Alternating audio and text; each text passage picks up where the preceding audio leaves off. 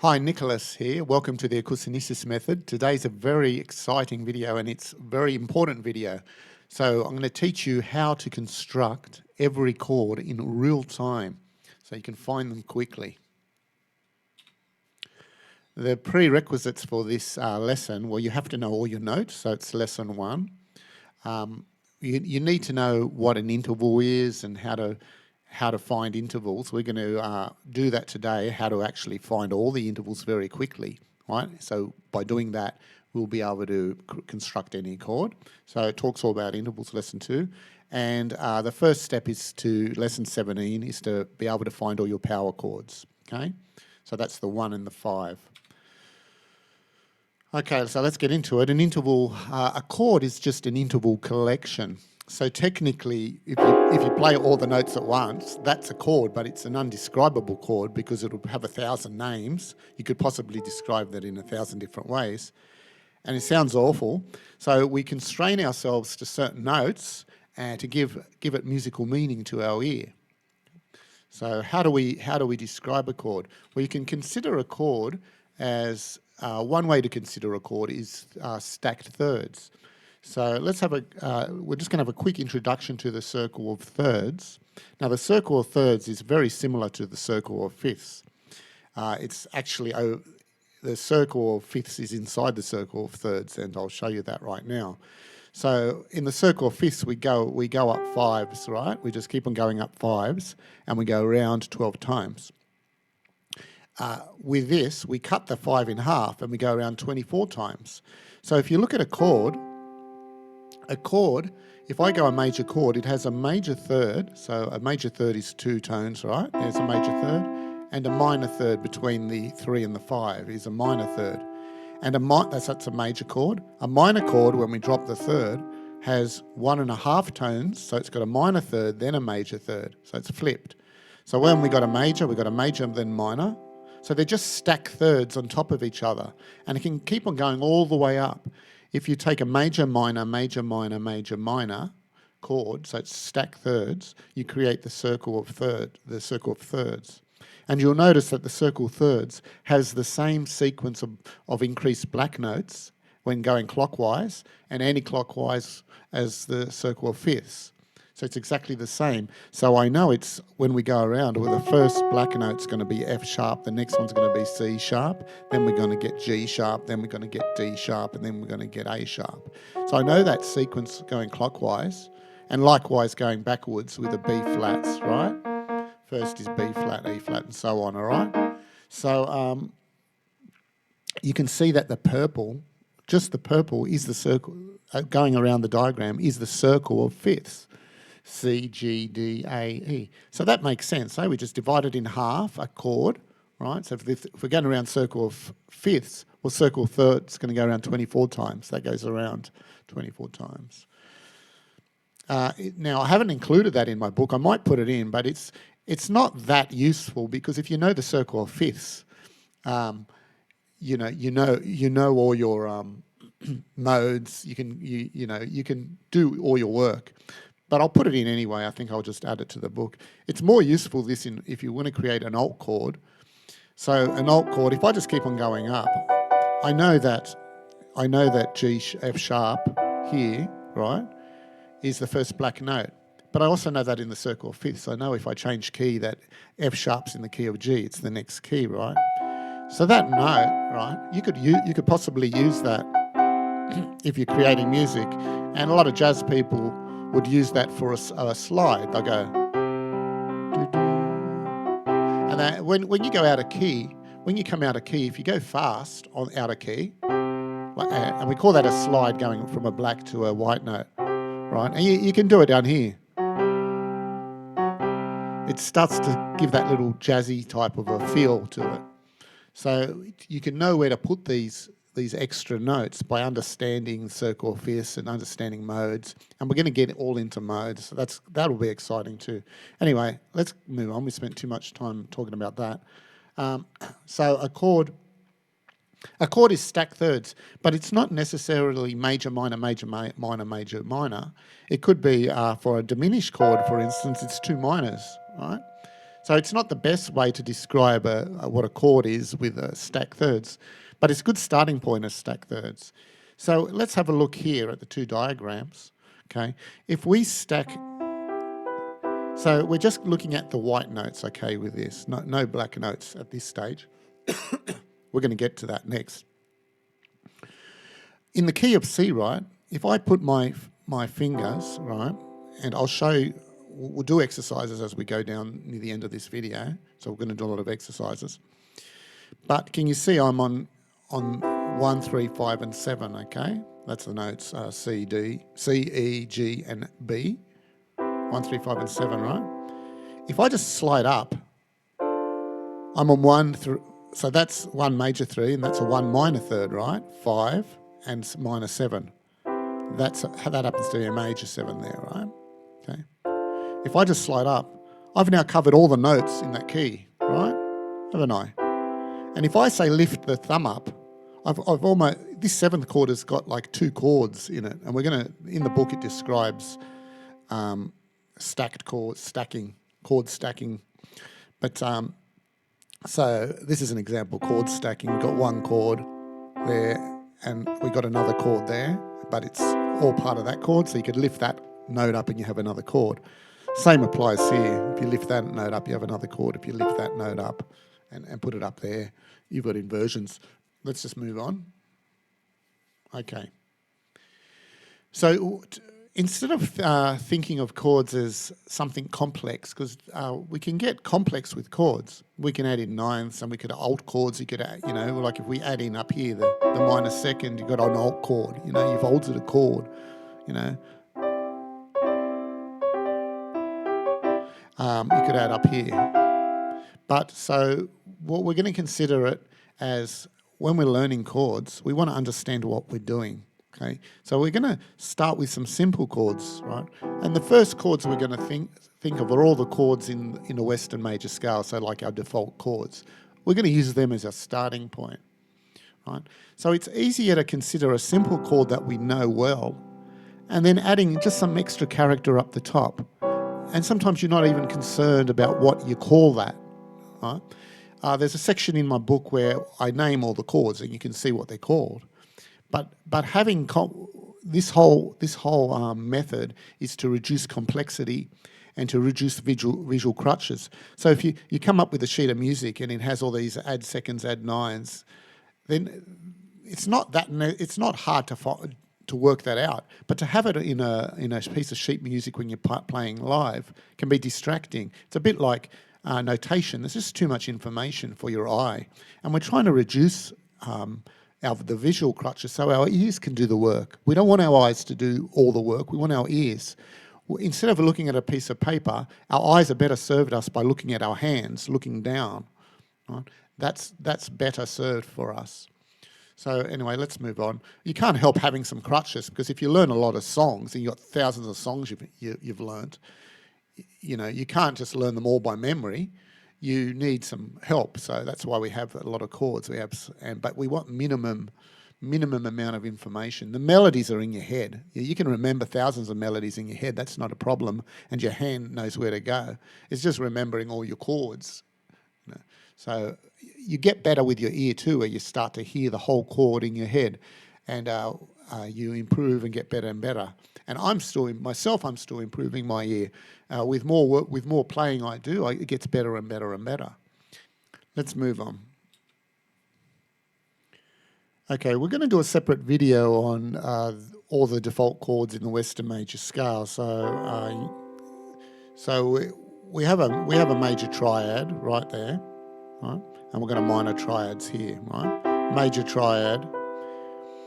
One thing I'll note with this, and we just slide up basically, and once we slide up, right, we've covered all the chords, the default chords in the Western major scale, then we're back to where we started. Right. And by knowing all our chords, and just knowing the alterations from get to one chord to the other, it's quite easy to know all your chords, so you're not relying on just remembering the chord. You know how to construct a chord. So if I'm on a major, I know by flattening the third I get to a minor. I know by sharpening the fifth I get to augmented, or flattening the fifth, right? But we're going to do a video on that, a separate video, right? I just wanted to show you them here. Now this video, we want to locate our chords quickly, and that's the concept of this video in anywhere, all the chords, okay? Right? So to build chords, you must be able to locate intervals. It's all about intervals on the keyboard, quickly in real time. The first step's to know all the power chords, okay? So that's why you have to go back and watch that video. They become, the power chords, the fifth and the octave will become your reference point, right? So by knowing all your fifths, octaves are easy because it's the same note. So wherever you start, right, you can visually find the next note up quite quickly, right? If I start on the G sharp here, I found the next note, A sharp, B flat there, right? Now, to find the fifths, we did the previous video, okay? Remember the fifth rule. If it starts on a white note, it ends on a white note. If it starts on a black note, it ends on a black note, with two exceptions, B and B flat, right? So we can just, so pinky on 1, thumb on 5, remember the distance of your hand, not spread out, just remember that shape there, right? And there's our fifth, and then we just slid over, and we put the middle on the 5 and the 1 on the high, and there's your octave, okay? So you got your fifth, we slide up, and there's your octave. So our fifth and our becomes the reference, and the octave becomes our reference as well. Same with the black notes, right? We slide up, there's a fifth, there's a fifth, there's a fifth, and just B and B flat, you do that a few times, okay? That's our fifth rule. Now, so the first thing we're going to look at is a major third. Now, major and minor thirds are the only intervals that you actually have to count up in your head, but we want to locate them instantly. We don't want to count that. Okay, let's have a look here. That's 2 octaves, right? 2 tones, sorry. 1, 2, that's your major third. And to drop a third to get to a minor third, right? We drop the third, we flatten the third. It's a tone and a half. We want to find that visually, never want to count up, right? But for now, we're just going to, we might have to count up.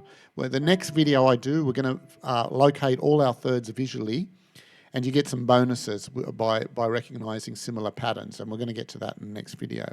But for now, it's the only interval we're going to count up. The rest of the intervals, because we know tones and semitones, are only tones and semitones away, right? So I'll show you what I mean as we go on, right? So wherever we start, remember when we make our with the fifth rule, let's start at F sharp. All right, so we can look at our fingers now. So our middle fingers, they're roughly in the center here, right? So, and if we slide up, we've got our third up there in the octave. So we've located the octave, there's the fifth. We just got to locate that third, right? And we know a major third's 2 tones. Well, it just happens to be resting on the third, that middle finger. And there's the 2 tones. There's 1, there's 2, right? So we know that if that's a major third, I'm going to know a minor third's just a semitone down, right? So which is just there, right? Semitone down, right on that A, right?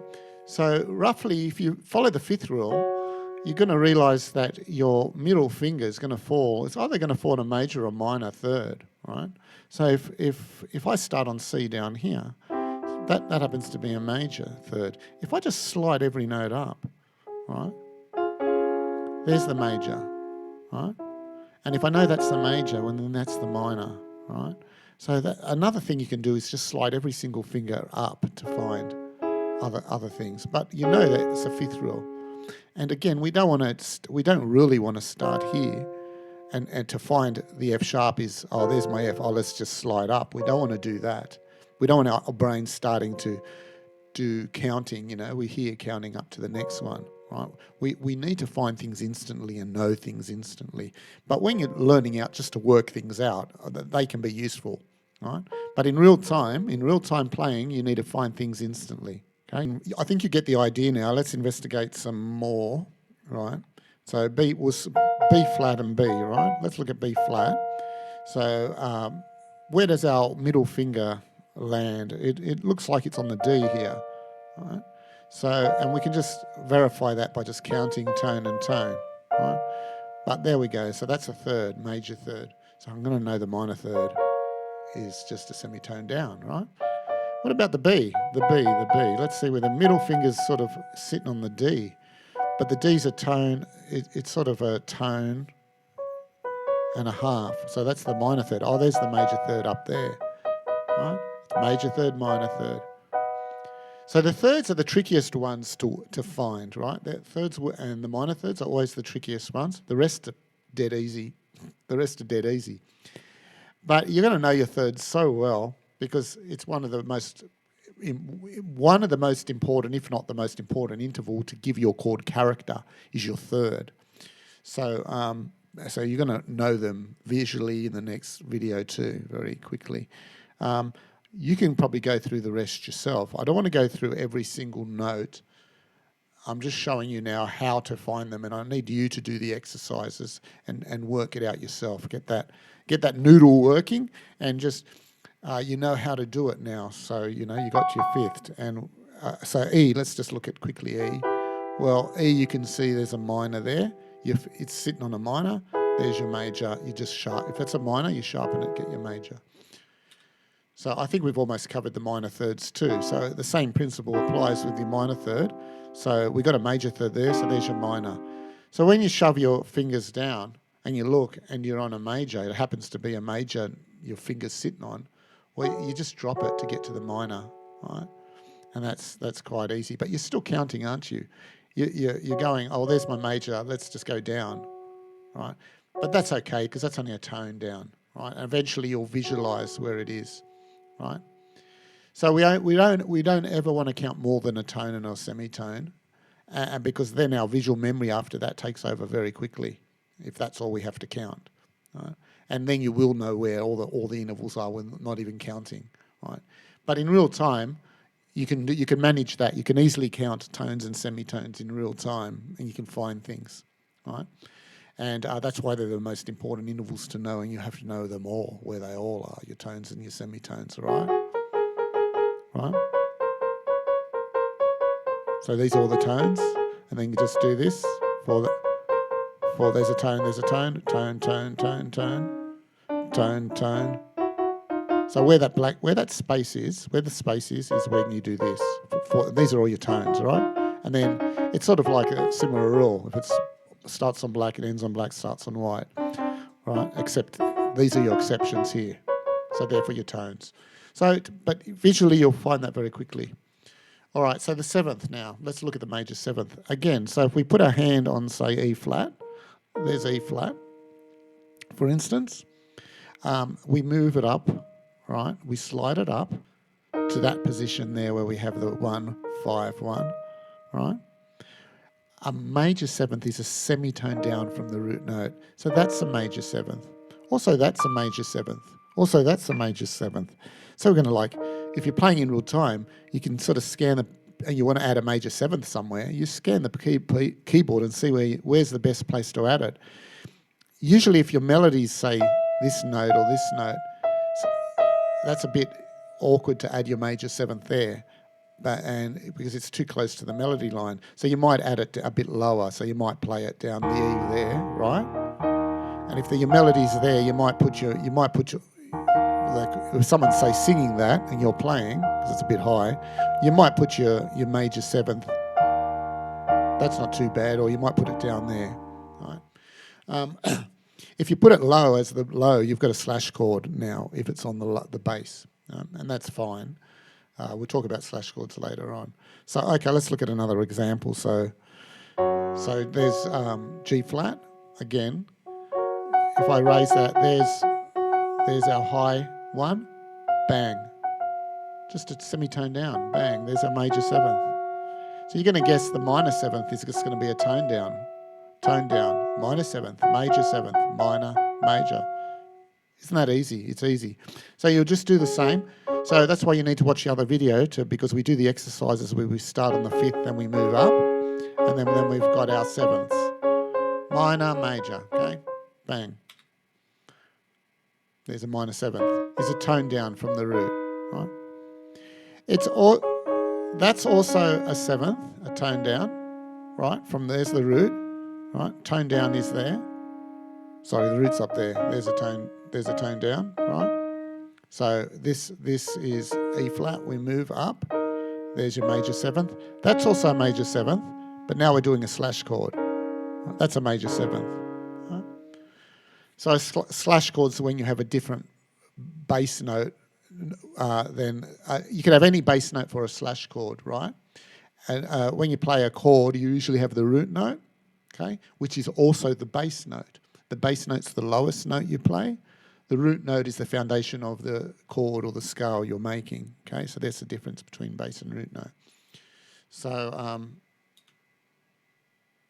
a perfect fourth, okay, all right, the perfect fourth, the sixth, the -5 and the 5 are all very easy to find because they're just, if fifth's your reference, right?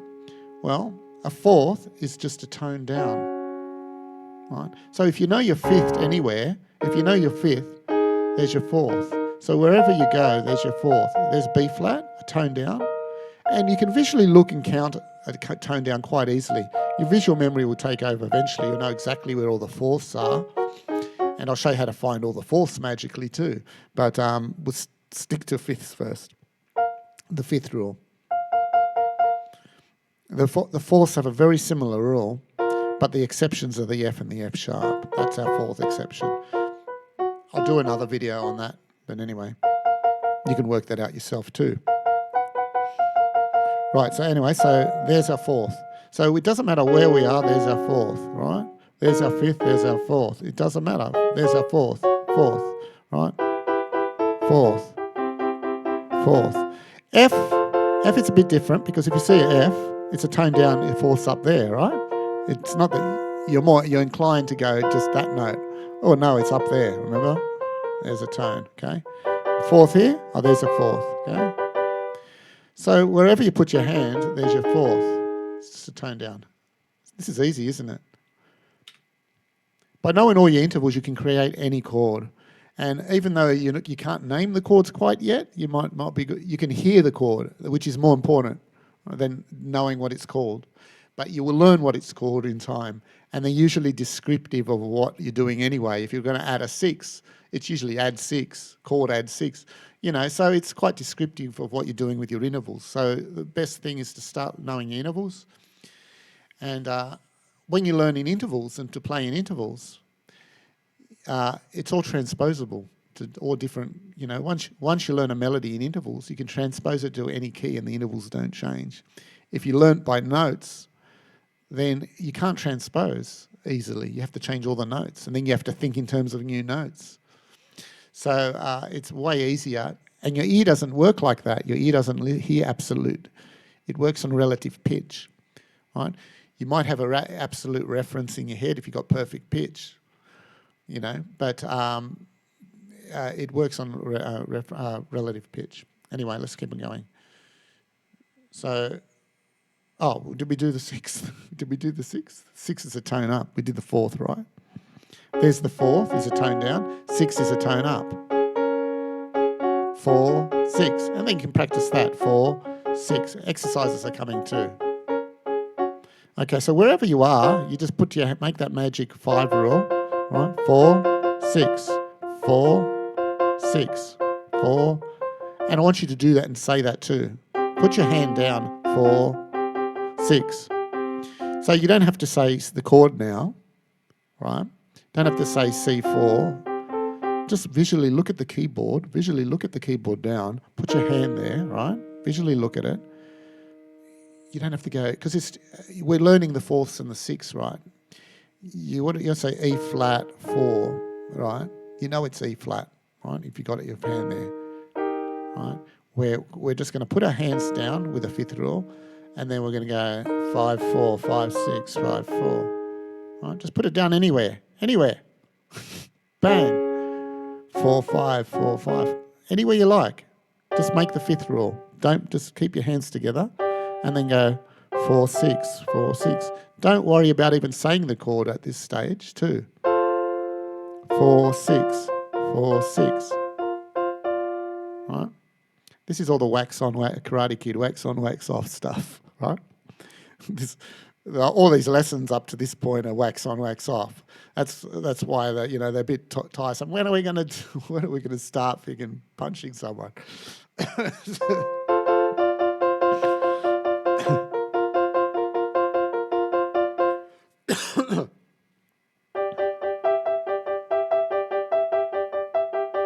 Okay, although you only use martial arts in self-defense.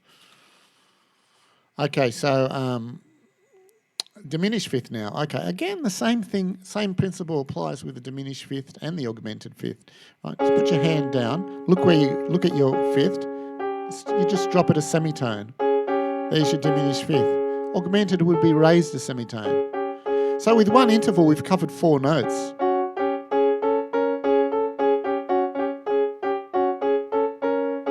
Diminish, augmented. So it doesn't matter where you put your hand, right, to make that fifth. Diminished, augmented. Fourth, 6, diminished, augmented. One reference point covered 4 notes, right? So the fifth can cover 4 notes quite easily, right? So there's that reference. The third, the minor and major thirds are the only ones you've got to find visually quickly, right? The sevenths, have we hit the sevenths yet? I think we did the sevenths. So we did the augmented, right? Right. So there's our fifth. Augmented is just a semitone up, right? And all that's left now is the second and minor second. Well, that's going to be easy too, isn't it? Because you know the root, right? So a second's just going to be a tone up, right? A minor second's going to be a semitone up. And you can play the second up there too, right? Don't worry that it's a 9th or 11th or 13th. We do that in chord naming when we're describing chords, right? When we're describing all the intervals in a chord, right? Like a 9th chord will have the minor 7th in it. We just want to know what we're doing. We're putting a second in it, right? High. We're putting it up high, right? So you could, any chord, we want to put a second in. So there's the F sharp chord. There's our second, right? We can play it here. It's got that beautiful sound too. Look at that nice second sound. And we're hearing it, we're listening to it. How it sounds. We're getting used to what these intervals, what emotions they're giving us. It's about feelings, right? It's about when we learn modes, each mode gives you a feeling. The groups of chords, the dominant chord and the tonic chords, they all have feelings, So, and the subtonic chords, right, they have a certain feeling, and you know where to get from one chord to the next. All right, let's keep on going. Minor second. So easy, isn't it? This is easy. It really is. It's easy to understand, right? It's harder to practice it, right? You've got to practice it now. So we're going to get straight on exercises, I think. So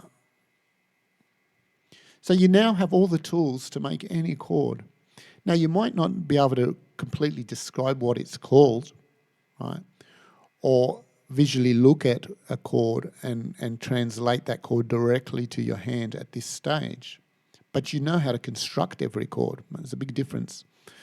And you start with constructing and knowing what you're doing and allow that recognition of the chord when you're visually looking at it, right, to come in time, right? And there's an application called chordify.net. You can go there and that's going to help you recognise your chords. So it brings up YouTube songs and you play them in real time and you don't have to worry about what the melody's doing. You just improvise over the chords. Right? They don't sponsor me. I'm not getting any money from them. But I've been using that for years to help me. Right? So that's a great way to get your rhythm going too, right? And identifying chords. So that's a good tip, that one. Okay, let's just have a look at the exercises, right? So we've got we're all going to start on the note C. So we've got the first 4 exercises. I'll just quickly show you them now. And then we're not going to go through every single 12 notes because the video would be too long. But once you know to C, you'll be able to do the exact same exercise by transposing it to any note. So the X over here, right, up here and down here, you just replace that with any of the 12 notes, and then all the chords, all the intervals and the exercises is exactly the same. So you can go practice this exercise on any of the 12 notes, but start with C first, right? So then we go another 8, okay, and then we're going to end it. And I'll tell you what all these symbols mean, right? What it means, but it's very precise in terms of, and very useful because you know exactly what your fingers are doing to work out a particular exercise. And these little exercises that we're going to be doing, right? They're going to be like help you tremendously in when you're composing music or even learning pieces, even some classical pieces, because they're going to be little patterns, and a lot of them can be taken. They'll be taken from little clippets of classical pieces, and the way this system works with the box chords is you build up this little database in your head of patterns.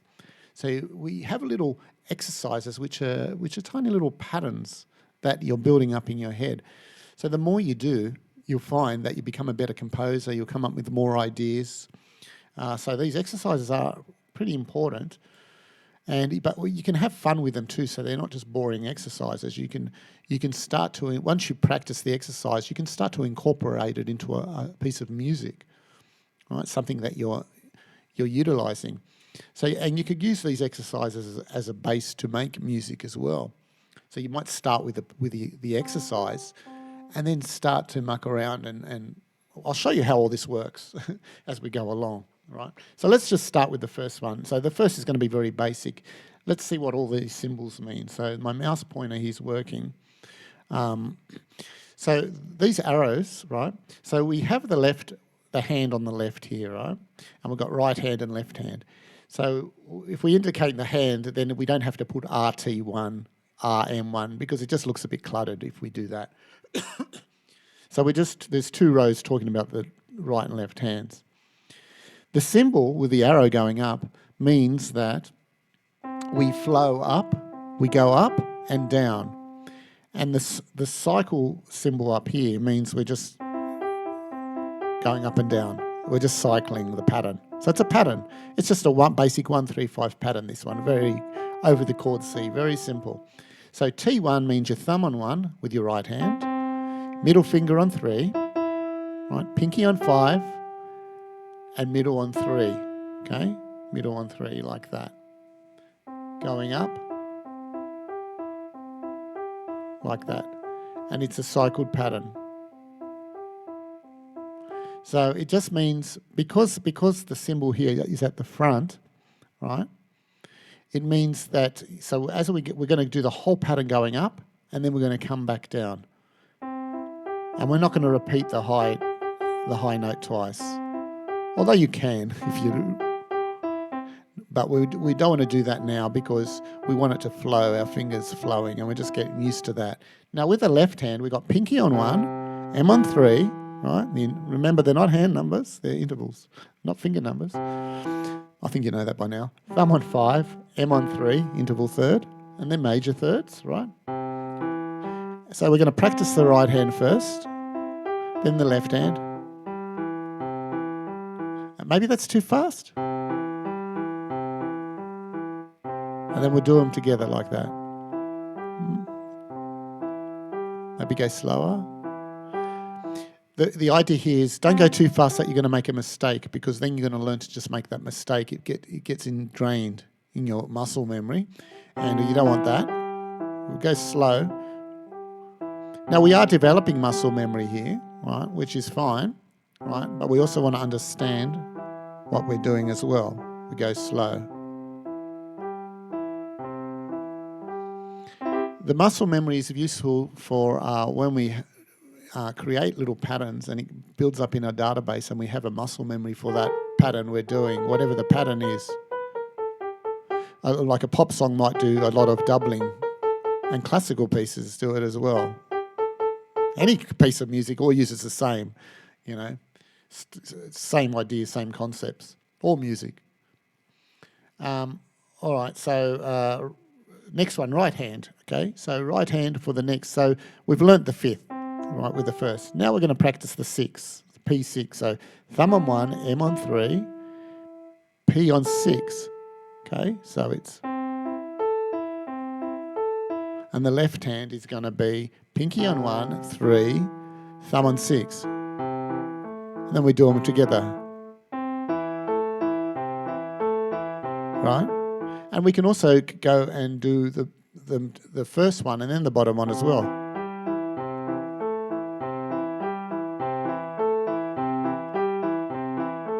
Right?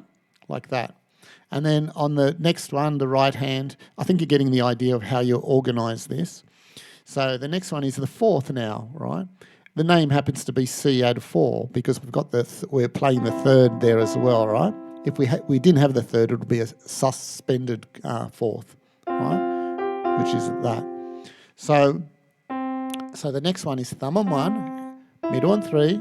See how it's very precise? It tells you exactly where your fingers. And you'll see when we get harder on 4 that that's very important because some of the patterns are different going up than coming down. Right? So, and you want to know what to do with your fingers. Okay? And this is a very precise way to build up database of your head of patterns. Right? Anyway, let's, so the right hand, so the fourth. So we're doing 1, thumb 1, middle 3, ring 4, middle 3. We're just... You've probably heard that one before. And by putting rhythm to it too, you're starting getting ideas for songs, right? So...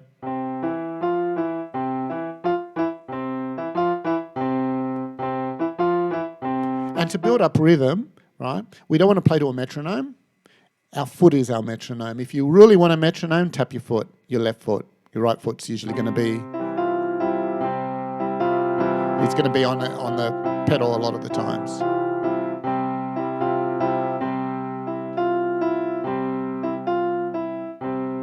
So you can give a rhythm. You can put rhythm to these exercises too, right? And then they start to become ideas for songs, right? And we're very good at remembering melodies. Every single person on this planet is good, unless you're completely tone deaf, which is completely rare. Just because someone can't sing in key doesn't mean they're tone deaf. It means they haven't practiced. They haven't developed their ear. Doesn't mean they're tone deaf. So it's a rare disorder, being tone deaf. So if anyone tells you can't sing or you can't, it just takes practice. You might be crap. Sure, you might be a bad singer. But if you tell yourself you're a bad singer, you're going to remain a bad singer. You don't want to be a bad singer or a bad player or bad anything at that. No, you want to tell yourself. And then you've got to put the work in. There's no good just telling yourself without putting the work in. You've got to put the work in, right? And it's not easy. It's hard work, But you want to have fun doing it. And when you're having fun, then it doesn't seem like hard work. It's like working a job. If you're having fun at the job, it's much easier than when it's not fun. All right? Any job, anything, any work you do, you want to make it fun. All right, so let's look at this, the 4, right? So we can always put the rhythm in. But so rather than just playing with a 1, 3, 5, for instance, then once we do that and we know the fingers and we're happy, then we can start mucking around and putting in rhythm. Just like we did in all those exercises we did when we were looking at all the keys, right? Signatures. And we had the melodic exercises and all that applies here as well. So we can the tonality now, see we've got that pedal now, we're listening, we're hearing the tonality of this chord. And the if we're in the key of C, for instance, we're playing the tonic and we're getting our reference, right, our melodic reference. So we want to see, we don't want to just see exercises as something really boring that we want to start to now play with them.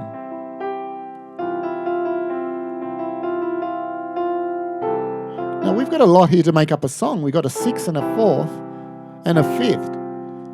You can probably make up 90% of all pop songs with this one exercise. You know, it's like, we'll keep on going. So now it's up to you and your imagination. So let's have a look here. So now with this particular exercise, you can see we have an arrow going up, right? It means we're rising. We keep on rising until we come to an arrow which says falling, and then we turn direction, right? That's what that means. So for instance, T1, right? Our root note's the C still. T1, M3, ring now on -5. There's the fifth, there's a -5. You ring on -5, so we're rising, and then we're falling back to the M3 and T1, right? That's what that arrow means. Now, I could have used the other symbol, the up and down, but I'm showing you this because sometimes going up and coming down could be different fingers, not the same, right? It just happens to be the same in this particular exercise. T1, M3, ring 5. So this is this one. So we're also getting used to what the intervals are called, third, minor 5. The more you think in terms of intervals, the faster it gets, and then you'll be able to read intervals quite fast too. And you're actually developing your ear to recognise it. You're putting a language to what you hear. Rather than trying to guess where the note is, like a lot of people play by ear, a lot of them don't do this approach. It's guesswork. And then what happens is after the guesswork, their hand just knows where to go, because your hand has a muscle memory and it remembers how far your right hand to go up to find a melody and how far. So they're trying to work it out, and then they find it, and they can get very good at it. You know, I've seen some extraordinary players who can just hear it and work it out very quickly. But you can see a lot of the times they're a little messy sometimes where they're trying to work it out, right? And it takes longer to do that. It can take years to do it in that approach. We're fast track everything here. Yeah. By putting a language to what you're doing, you're developing your ear faster, right? So if you know that's a -5, it's very easy to find another chord and know it's a -5, and then recognise the sound. So you've added a memory association, which is the interval number to your ear, what it hears, right? And when you remember things, you're adding memory associations to make things easier to remember, and this applies to anything. And the same goes here when you're learning music. So if you ever see a video and someone's going, oh, don't worry about chords, or, just use your ear and that, you know where they're coming from. They're coming from a background that they were developed in a certain way. And someone who, say, just reads sheet music, chords, I've seen these videos. Someone who reads sheet music, chords aren't important because it's just a chord is, you're just playing like this or like this. And I've seen videos like this. Chords, because they've come from a classical background and, but you never play, songs just, So depending on the background someone comes from, is their whole perspective is in that realm. And they get stuck in a musical rut. I've mentioned a musical rut before. And most musicians that I've ever met are stuck in some musical rut. And I was no exception. I was stuck in musical rut, right? Always unwilling to sort of get out of your comfort zone and push yourself to the next, try something different. Everyone has something to offer, right? There's always something to offer. And it's good to be able to go and listen to, say, someone who just learnt a certain way and see how they did it, and then go to somewhere else. Push yourself out of that rut and try things new, And you just develop as a musician much better if you can just do that. And I'm developing too. I mean, a good teacher is a good student. So, and I've got so much I want to do and go as well. There's things I want to do, but one step at a time. We get comfortable in that rut, and it can be beneficial in the terms of you get good at what that you're doing, right? You don't want to spread yourself too wide, right? You want to focus a bit more, right? But when you're good at it, you start to get bored of, say, doing the same thing in that rut of yours, try something else, and it lifts your spirits to try something else and just do a mental thing in your head saying, oh, now I'm going to try something else. You know, I'm going to try this. I haven't done this. And then you find after you try it, it gets easier. Like what I need to develop too, I want to get more chord recognition in terms of hearing that chord. I can I can find it. I can hear melodies very quickly, but picking the chord inside a key, still I got to develop as well. So there's things I want to do as well with my ears. All right, so let's go on to the next exercise. So I've been throwing in a few tips and things along the way in this video, and that's fine. So they get harder, these exercises. So again, we got just a repeating pattern. We're going up and down here. So we got T1, we're still on C. T1, this time index 3, middle 5. So we're in that position we were from the previous lesson. These are structured courses, right? By watching the previous lesson, you're setting yourself up for the next lesson, then you're setting yourself up for the next lesson, right? They're not just random stuff that I'm going to learn this. If you're watching random videos, right, that's okay. I'm not saying don't do that. But you can kill more birds with one stone if the previous video sets you up for the next video and the next video sets you up for the next one. That's why being structured, and it's how you learn at schools, and you're structured, right?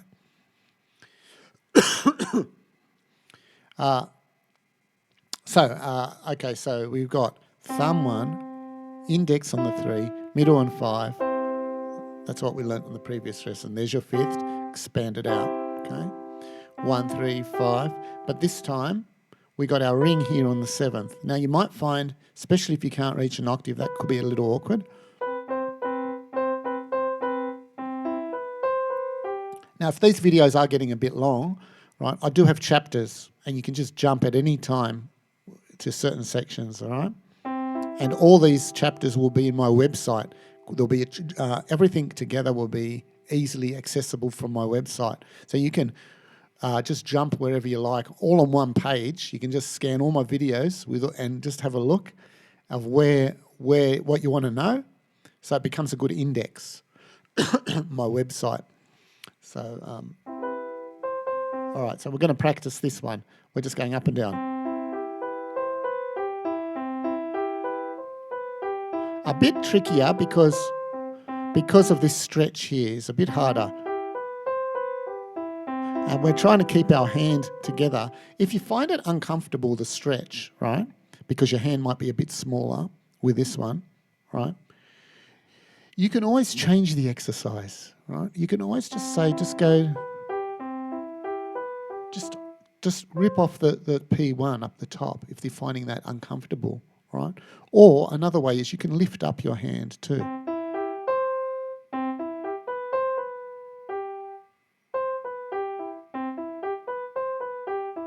When people have, say, smaller hands, right, they sometimes have to play a bit differently than you would with a bigger hand, But you adapt. You can adapt to a big keyboard even with smaller hands. Some ladies, they can't reach octaves, so it's hard for them, if you can reach an octave, that's the biggest spread you need to reach, okay?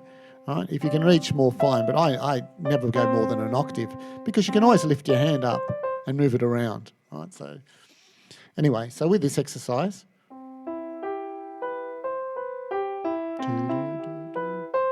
and then we want to get our left hand moving as well. So we want to do the same. So let's have a look at the left hand up and down. Pinky 1, ring 3, middle 5, T7.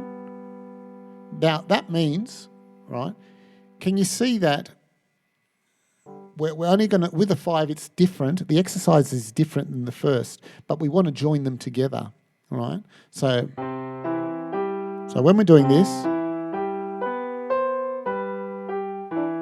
just stop that. 2.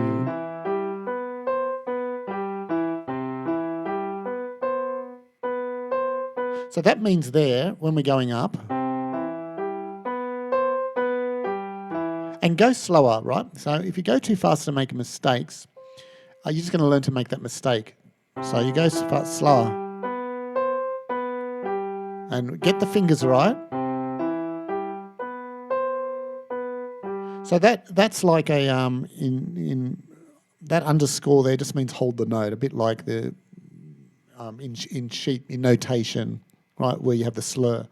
So it's sort of, I can't do a slur on this, so it's just right. So that's all that means, and up and down. So practice the right hand first.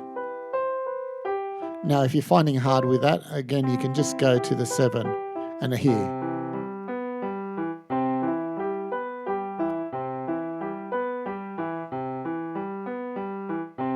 So these exercises are getting your hands moving. And then now you can start to muck around.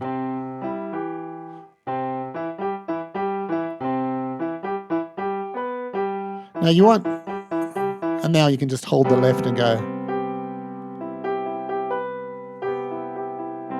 And just start mucking around.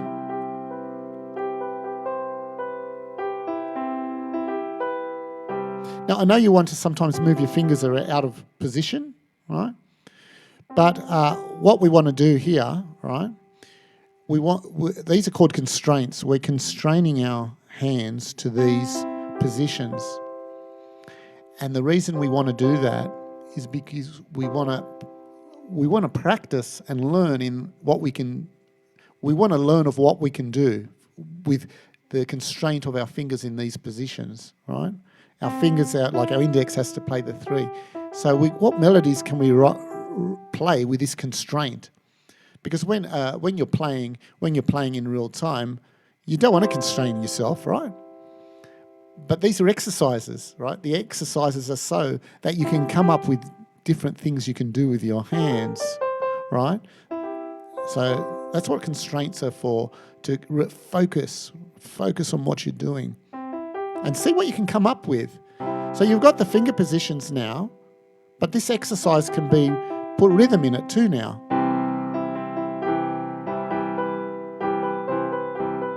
Now this is awkward. Like normally I probably wouldn't play like this, right? Because it's a bit of a stretch. And the rule is, if it feels uncomfortable, right? And I'm giving you an example of, even for me, that ring there feels a little uncomfortable, right? I would put my pinky maybe and do that.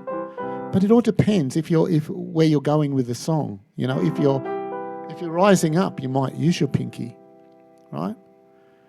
And you might do it without thinking. A lot of this stuff you're not thinking when you're playing, right? It just happens.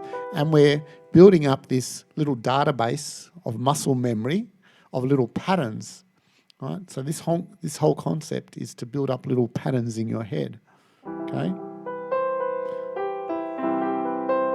That's why exercises are good, but you don't want them to be boring. You don't want to sit there playing boring exercises. You want to have fun with them. So you use your constraint here, and then you see what you can do with that constraint, right? See, that stretch is a bit too much there, right, with that finger.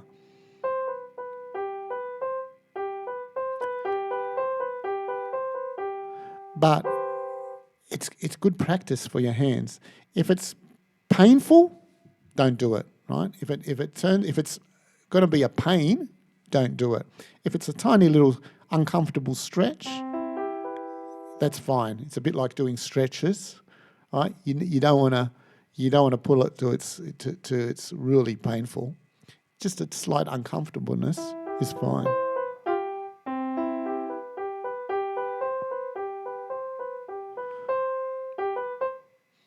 Okay, let's just have a look at the second one. The second one, what are we doing there? Oh, we're doing the minor, and we've got the chord name, so we're just doing the minor. So you get the idea now, I believe, or hopefully. So thumb, index on the minor 3, middle on 5. So index, middle, 5, ring on minor 7. So that's a minor 7th chord.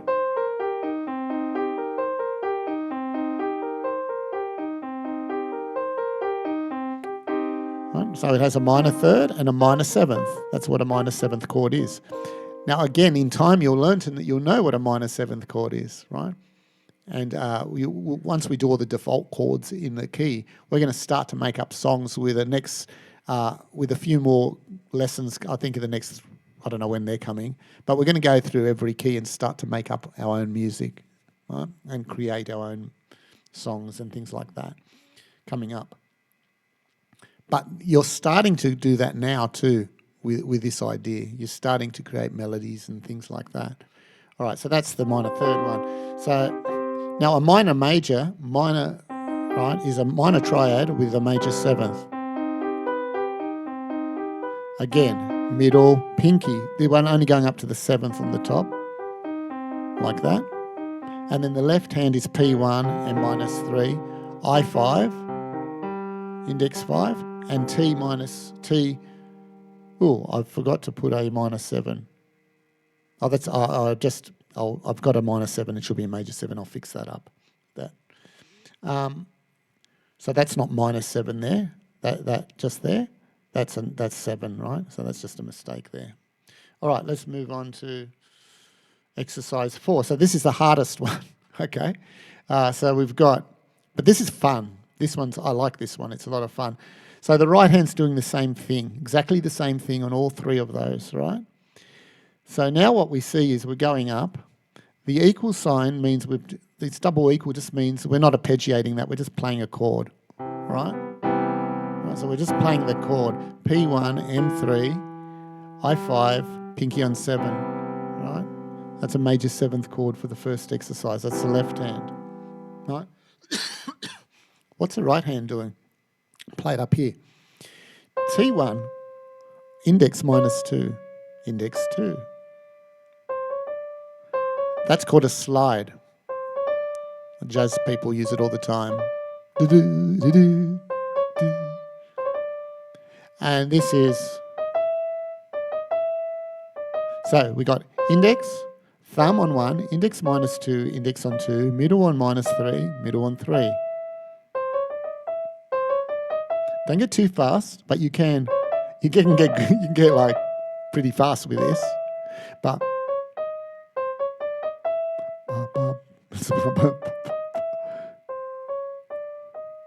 when you go fast on anything, right, it's muscle memory. It takes over because you don't have time to think, right? But if it's sounding awful like that, right, then you're just learning to create awful fast sounds. So slow it down.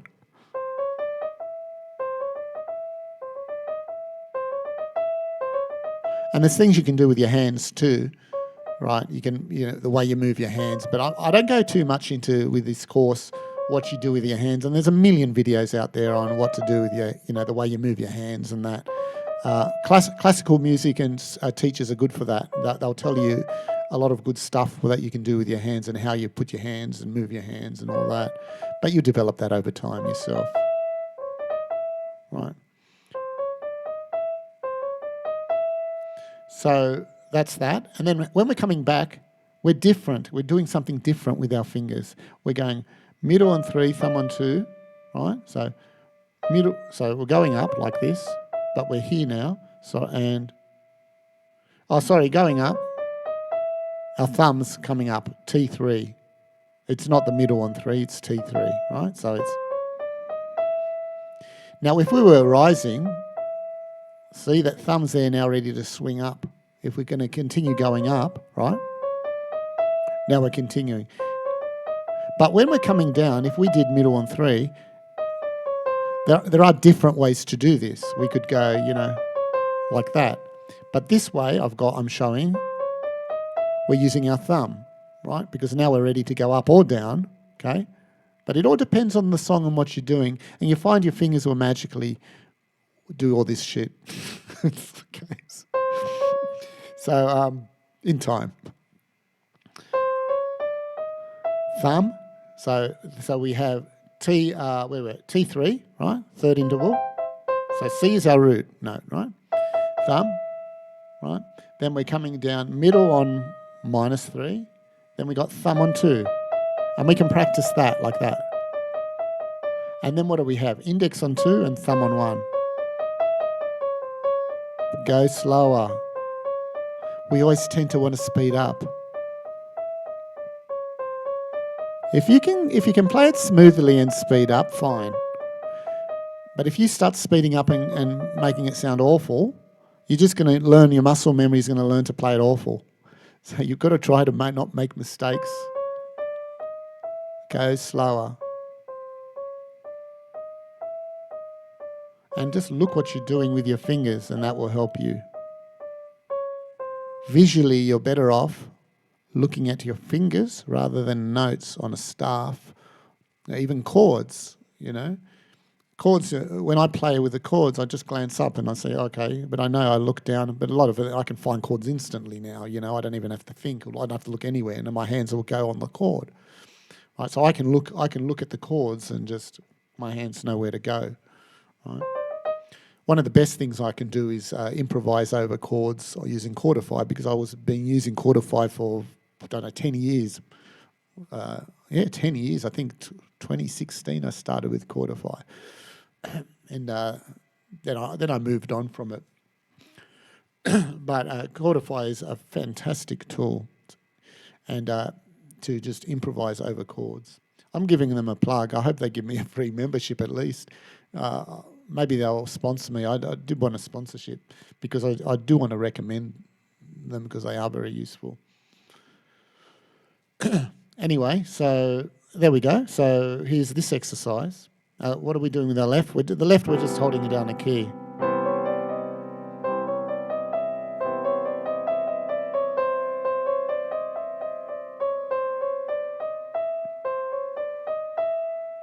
So there are different ways to play this. Right, we can play this differently, but we want to make sure that we're just doing it for now within this exercise. And of course, you can create your own exercises and do it differently.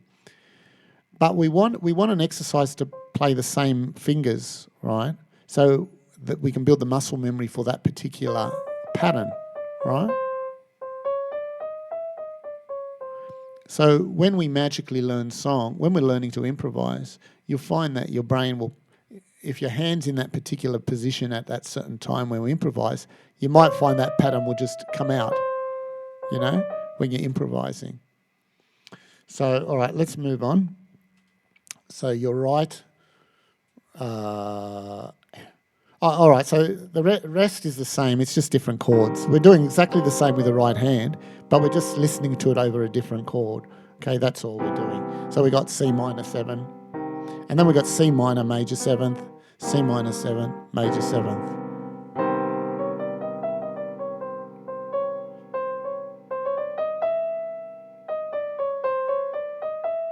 And then we could try to put some, once we get the hang, we can start to put us a bit of rhythm. But a lot of this stuff, because it comes out of key a lot of this stuff is fast. So putting slow melodies to things that are coming out of keys is not going to sound great. A lot of jazz people, when you hear it, and even the blues is going from minor to major. The characteristic of a blues is from a minor to a major, right? But they're usually fast, the notes, right? So with this, to try and put a melody to it, right? It's not going to sound great. Da, da. I mean, but it sounds better when you're going faster.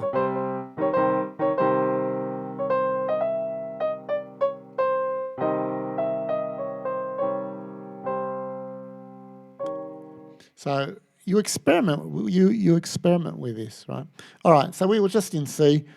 Now, with these exercises, I'm not going to go through all these again, right?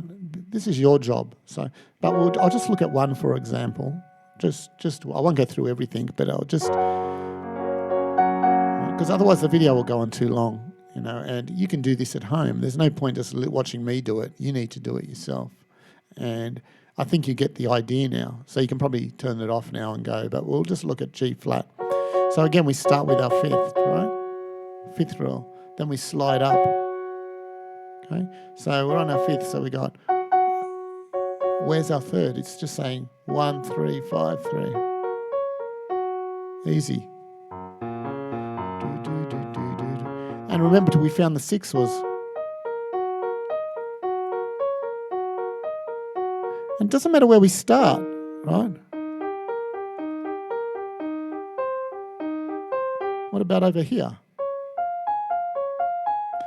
So that's why exercise the 1, which is exercise 5, we can just move now to any note, right? Any note. And you want to rotate, and you just want to practice the major third. 6. Back to the 5 there. Right. And we want to do it on both hands too. We do it on the left hand. We only need to do it on one hand to know the intervals, to get them in your head. We do the left hand just to build up movement with our left hand. That's all we want to do with our left hand. And it's harder when you're putting it together.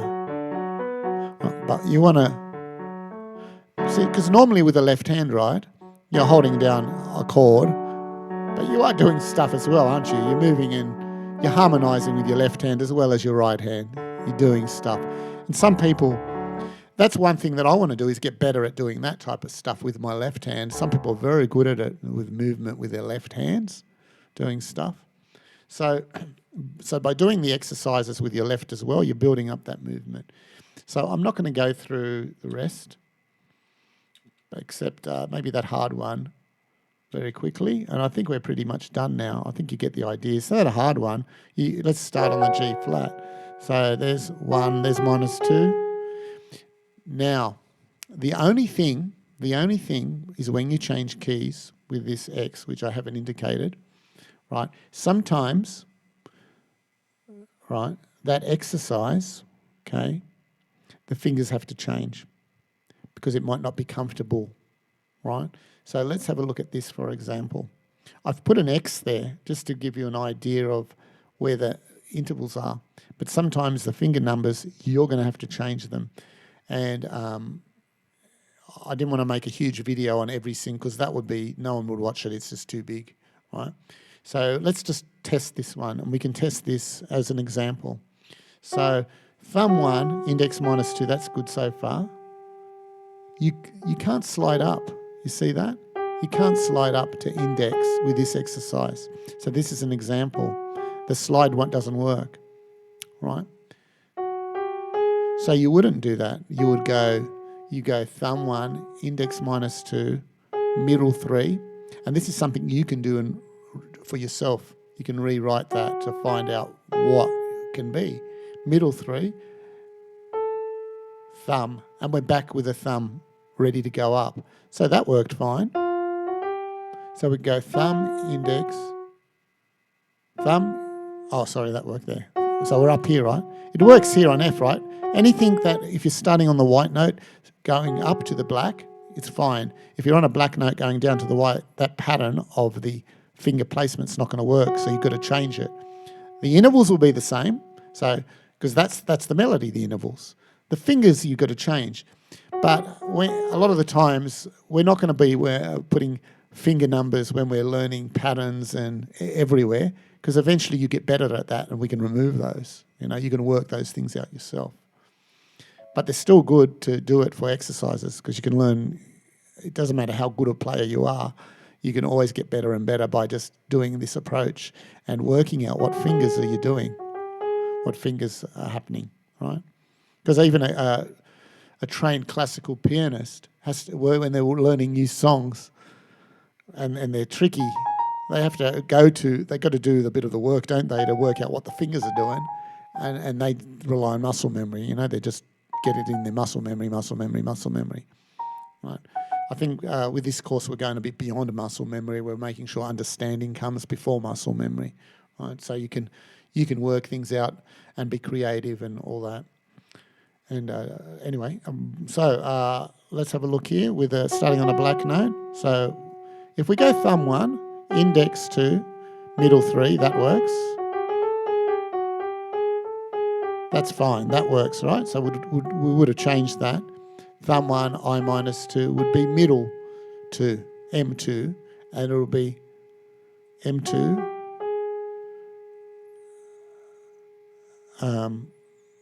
And then we have minus 3 is there, right? We'll go, let's see.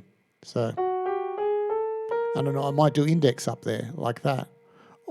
So you would change that to what feels comfortable. So that's a good exercise for you. When you get to, notes which are uncomfortable, you can change them. All right, that's it for this lesson.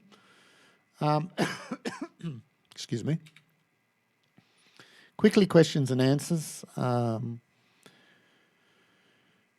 I think I might have mentioned the circle of thirds. I haven't put it in my book, but I am going to put it in there because it's mainly covered in the circle of fifths, right? So my book's a living document, so I can just update it. So once you purchase the initial copy, any updates are free after that, right? So I will put it in there because I think it just gives an overall improves your overall understanding. The circle of fifths covers everything the circle of thirds does anyway, so it's not that important. But so you're going to learn. Next lesson we're going to learn the major thirds. All right, it's just a visualization lesson. The next one we're going to visualize all the major thirds, okay, and where they are. All right, I think we're done with this lesson now. So it's a long lesson. Okay, I'll have chapter numbers. You can jump to the chapters.